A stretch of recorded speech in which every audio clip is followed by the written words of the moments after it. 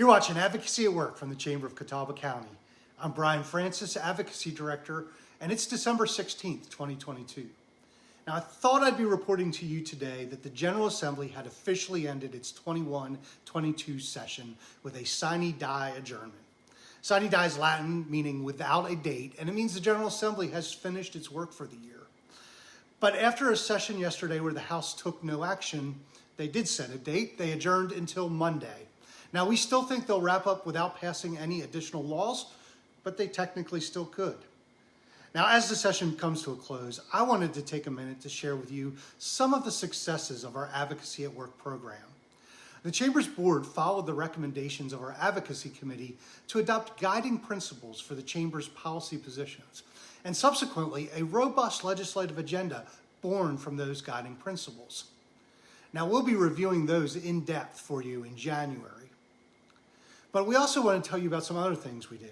We engaged with the State Department of Transportation, providing business feedback on future road construction in Catawba County. We started these video updates to keep you informed of legislative action, and you'll be seeing these again on a weekly basis when the legislature returns in January. We facilitated conversations with our Congressman, Patrick McHenry, with our state delegation, and with Speaker of the House, Tim Moore. A Chamber delegation spent the day meeting with our legislators in Raleigh, and we continued to build coalitions with groups like the Charlotte Regional Business Alliance and the North Carolina Chamber Federation. So keep an eye out for the Chamber's annual report. You'll see it coming out in January, and you can get more information on these achievements. Now, speaking of January, the new General Assembly convenes on January 11th with 71 Republicans and 49 Democrats in the House and 30 Republicans and 20 Democrats in the Senate. If legislators follow their pattern from recent years, that opening day of session will be largely ceremonial, with members being sworn in and leadership being formally elected. Both Speaker Tim Moore and President Pro Tem Phil Berger have received the nomination of their caucuses and are expected to be reelected to lead their bodies.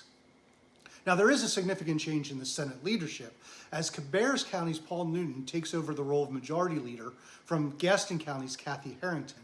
Senator Harrington did not seek re-election.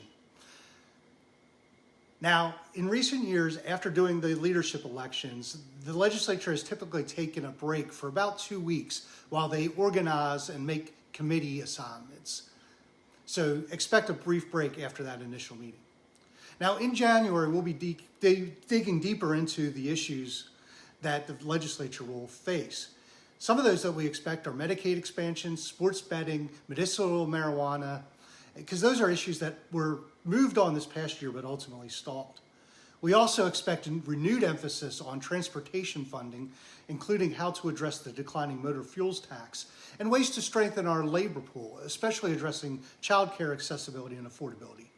The Chamber has positions on many of these issues, and as I mentioned, we'll be diving deeper into those in the new year.